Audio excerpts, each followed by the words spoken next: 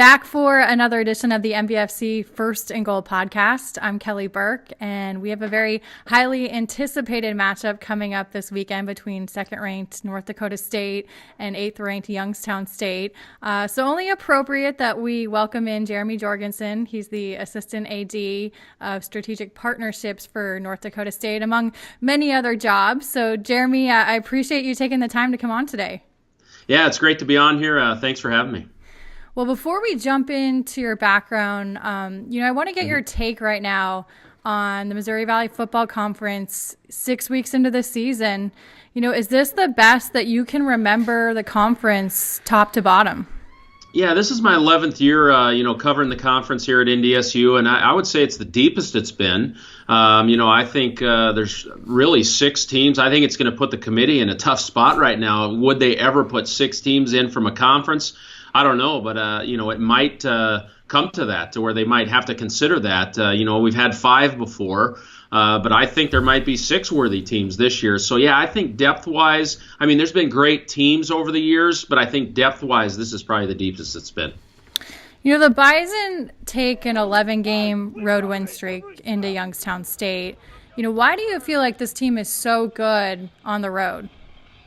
I've been on every road trip in the last 11 years, and it's the same every week. It's total routine. It's business, how they travel. We almost leave at the exact same time on Friday afternoon, no matter where we go. Friday night, there's no messing around. These guys are all business. They go to the stadium the same day. They don't do a walkthrough. It is total routine. And I think that's a big deal, and just how serious they are on the road. And I think they get them all collectively together, and there's not the distractions.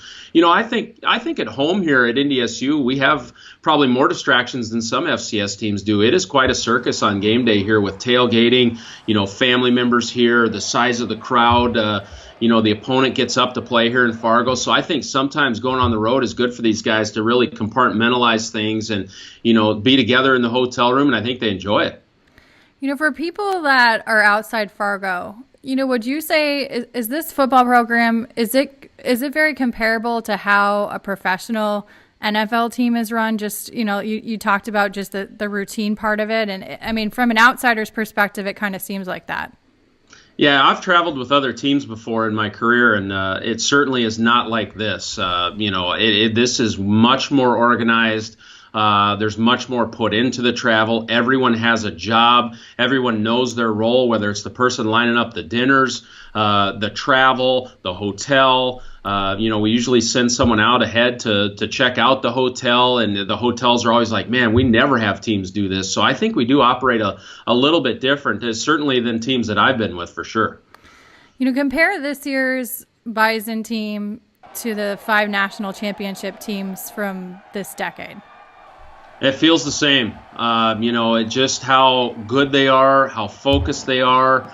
Obviously I was here for all the championship teams, and this feels the same.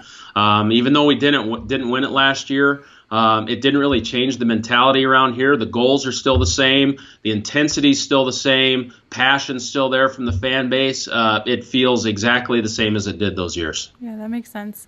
You wear so many hats on an everyday basis, and I'm going to read some of these off a list right here because I don't know that I can keep track of everything. So in the athletic department, you supervise the multimedia department at NDSU, which shout out to Ryan Nelson, because he's my guy. He does a great job with the video stuff.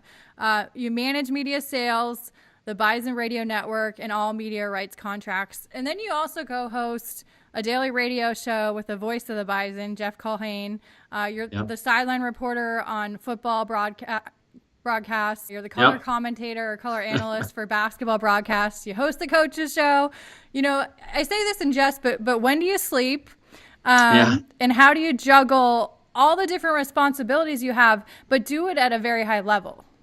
Well, I think my experience in my background, being a TV sports anchor for affiliated stations and in smaller markets where I really learned time management. I didn't have a 4 or 5 person sports staff at some of the network affiliates that I worked for. I really did learn how to do stuff on my own. learned time management, and I think that is certainly carried over into this position where I can juggle a lot of things. And I think the thing that helps me too is a lot of the media stuff comes natural for me.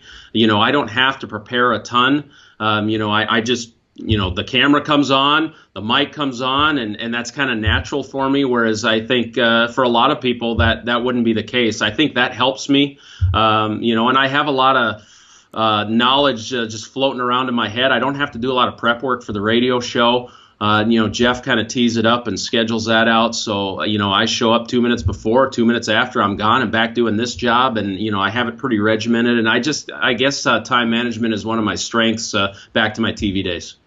You alluded to it that, you're a former TV sportscaster locally in a number of different markets. But what was that transition like, going from local TV to then working for a college athletic department? And I know you've been at North Dakota State now a while, but. Yeah.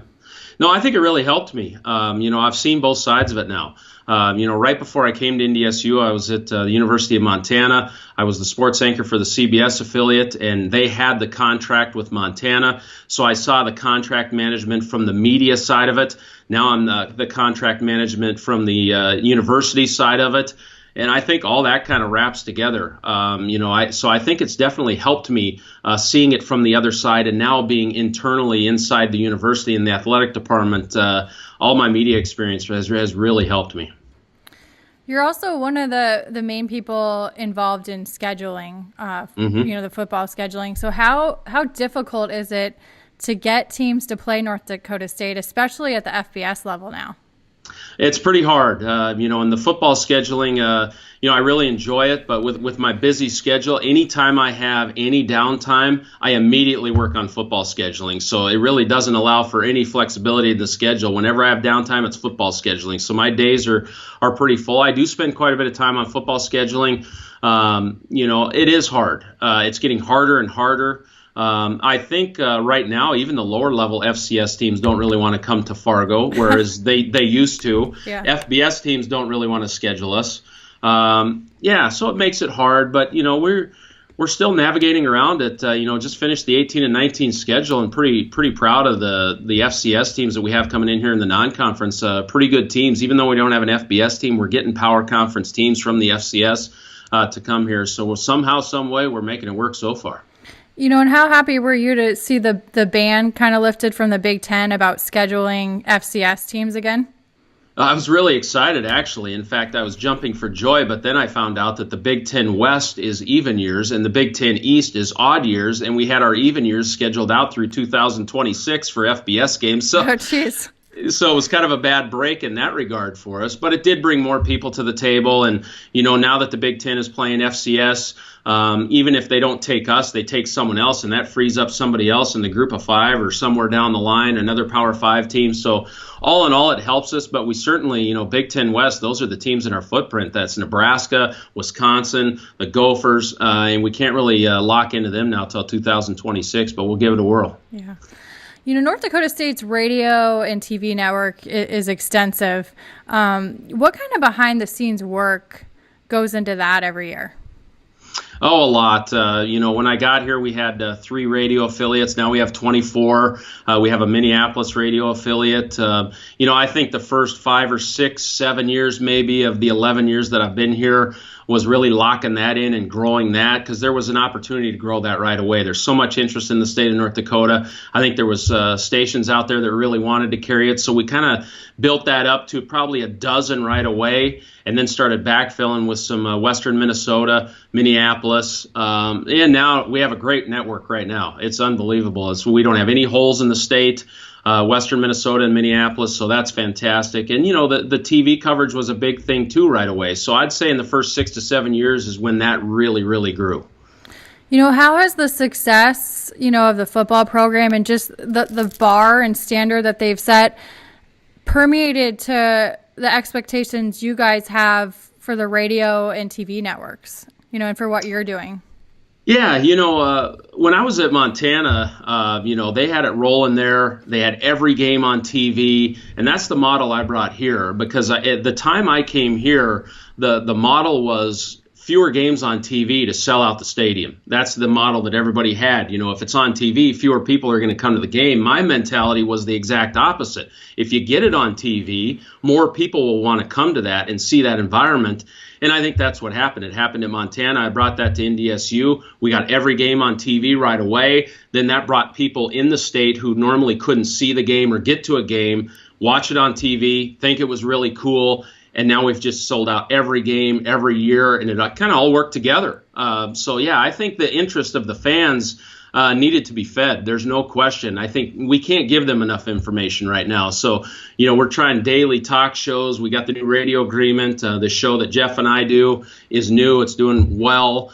We just can't do enough for them, and that's great. It's great that everybody wants it. Apathy is the biggest fear in college athletics. We certainly do not have that here. Yeah, that's a good thing. Well, my conversation with Jeremy Jorgenson is just getting started, but if you're enjoying this edition of the MVFC First and Goal podcast, check out all the Lineup Media Group offerings, sports and non-sports podcasts. Now back to the show. I feel like there's this bias against sideline reporters, that their roles are, unnecessary. And so can you enlighten people just on what exactly goes into that role? What specifically you are looking for in game from a radio perspective, and why the job is much more difficult than people think? Well, I think what makes it tougher to be a sideline reporter is you got to do interviews. Calling a game, you're just up there watching the game, calling it, and that's tough in its own right. You got to memorize all the players.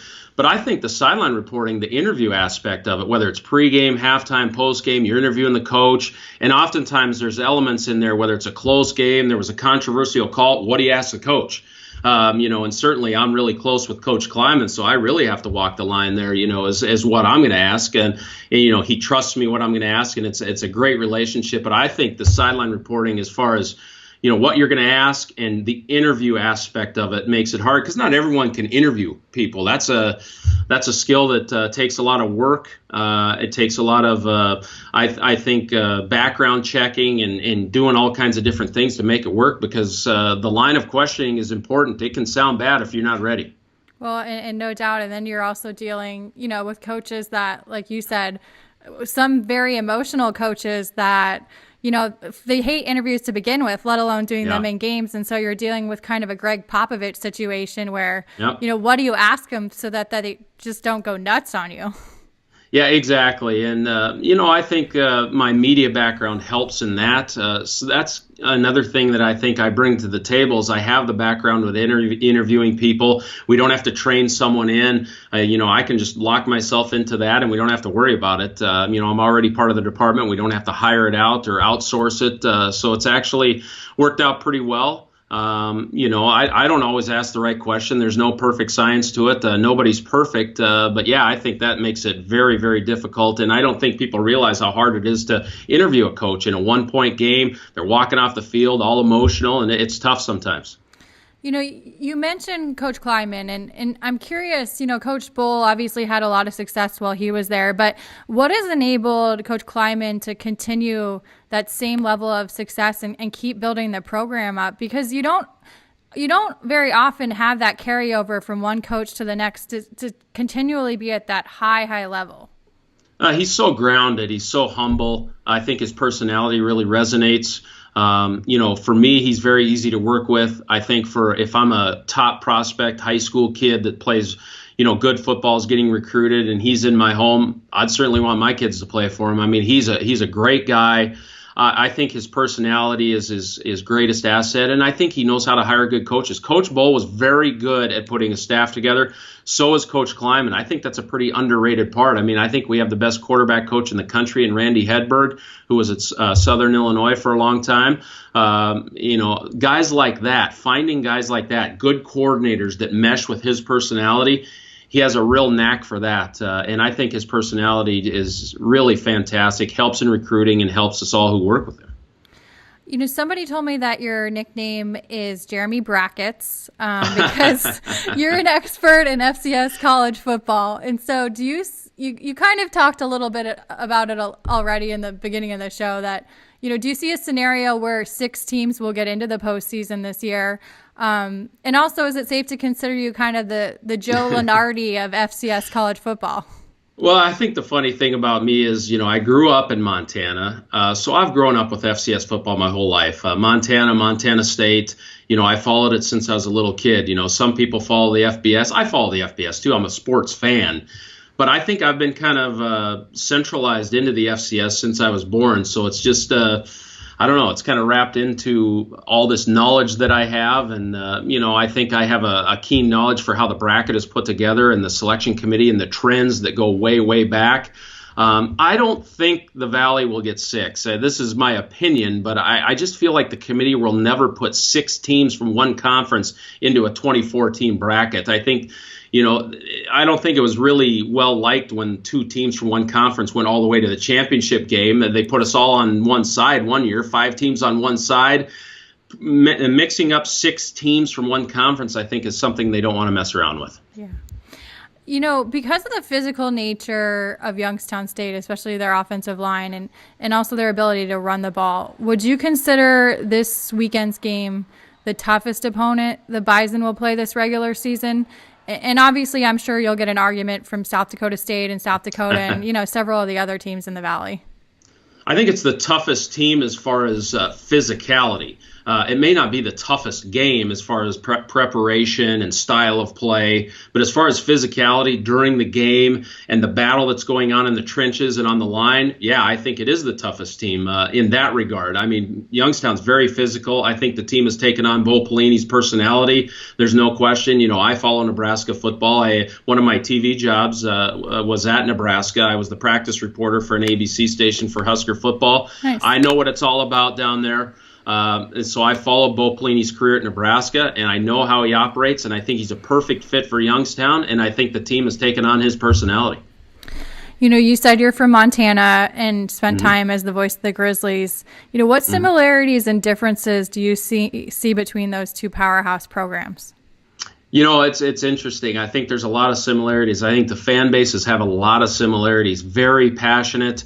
I think the whole state gets behind Grizzly football, kind of like the whole state gets behind Bison football here. They're bordering states. Every year there's a high school all-star game between Montana and North Dakota. There's tons of ties between the programs. We don't butt heads with them too much in recruiting as far as Grizz and Bison, maybe more and more now. But I think the passions of the program is unmatched in the FCS. It's incredible. I've been at a lot of Grizz games. I've been at a lot of Bison games. And I think the passion of the fans and I think how important football is very similar in both places. And Montana's going through some tough times the last 3 or 4 years, but it's still important to them, and they'll find a way to work out of it. I believe that. And this may be stating the obvious, but do you think that the passion of those fan bases, besides the fact both programs, obviously Montana was really good and like you said, has struggled more as of late, but is it a function as simple as the fact that there's not a professional sports team in the state? I think there's something to that. I think there's not a lot of competition for the recruits. For Montana, they built their program on Montana high school kids. Here at NDSU, we get the top shelf North Dakota kids right now. I think that swells up the state pride. And then there is no pro sports team, so you're the only game in town. It's a lot like I always compare us to Nebraska. Because Nebraska, there's no pro sports team there. They're the game in the state. The passion is there. So at the FBS level, our FBS comparison here at NDSU, I think, is Nebraska. And I think Montana has the same situation as the Bison do in Montana. So, yeah, I think there is something to that. What do you feel like is the biggest thing that's allowed North Dakota State to continually maintain, the top tier level of success? I think it's the fact that they have continued their style of play. You see schools around the country who go through a coaching change, the style of play changes. I think Montana's had a little bit of that from Bobby Houck, who was really tough, to their current staff right now, who likes to throw it around a little bit. NDSU has never lost its identity.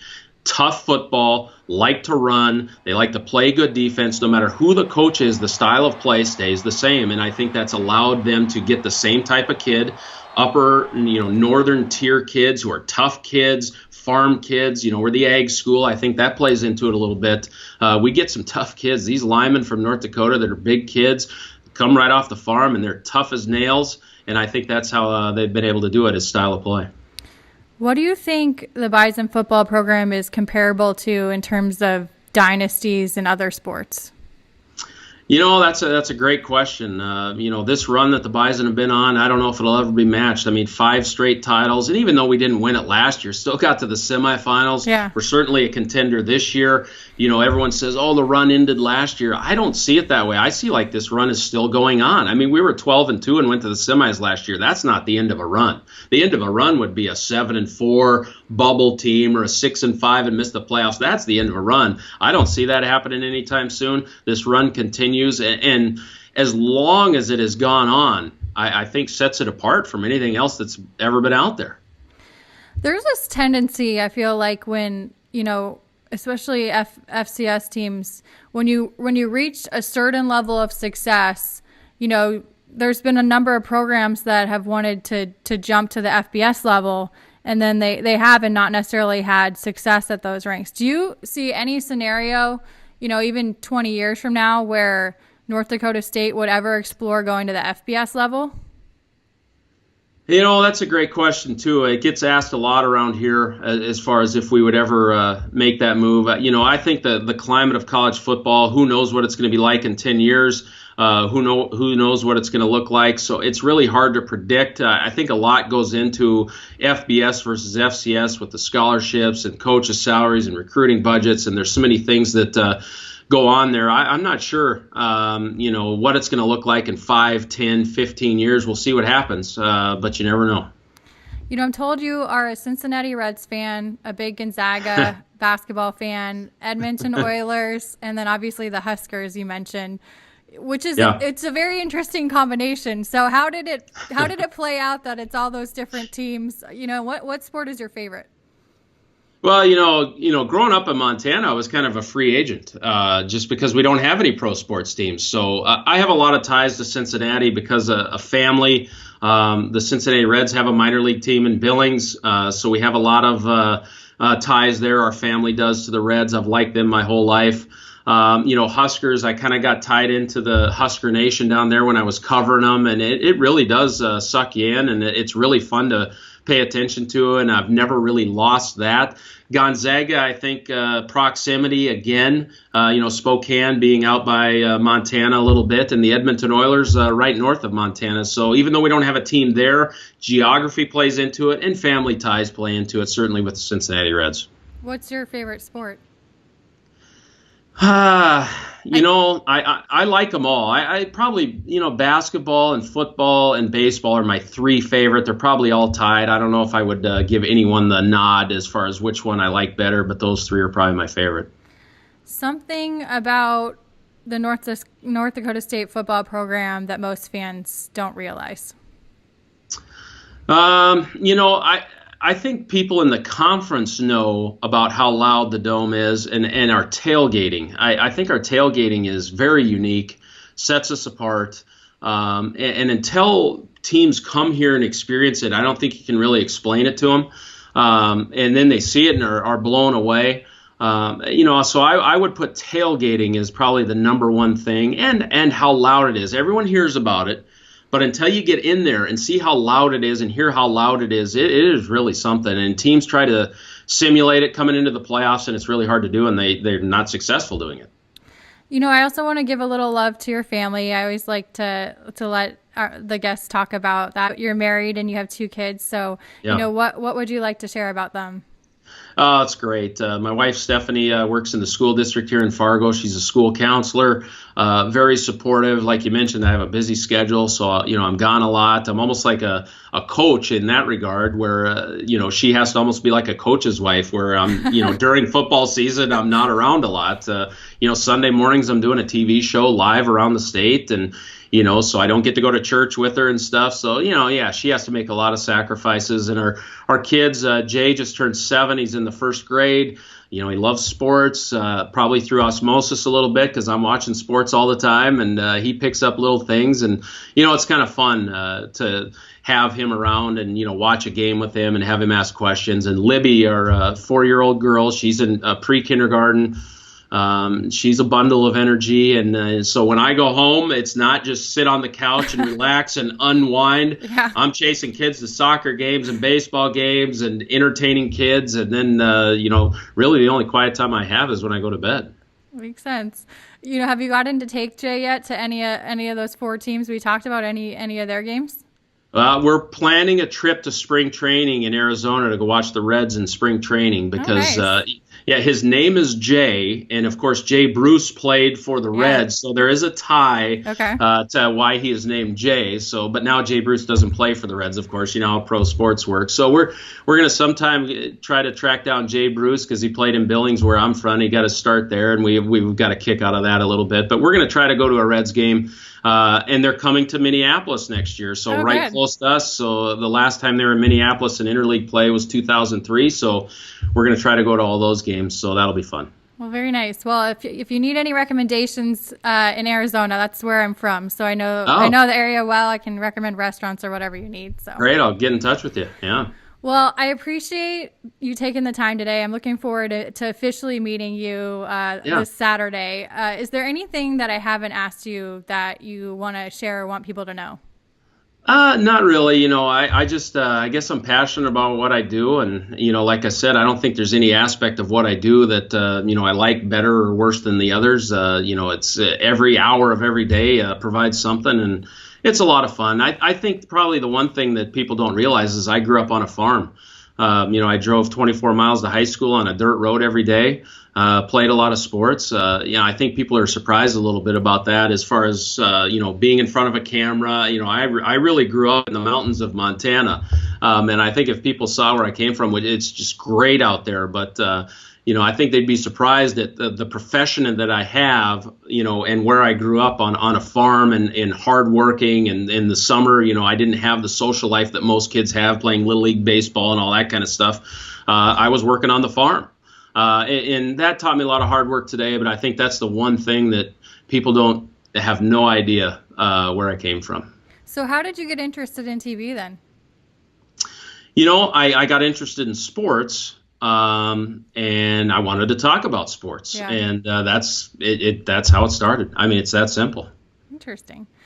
Well, again, I look forward to seeing you on Saturday. It should be a great game, and thanks for taking the time today. All right. Thank you. Appreciate it. If you like what you heard from Jeremy Jorgenson and our MVFC First and Goal podcast, we invite you to subscribe. lineupmedia.fm also is home to many other podcasts, shows like Kickin' Life, You're on the Clock, and Baseball Outside the Box. You can also find us on iTunes and Stitcher.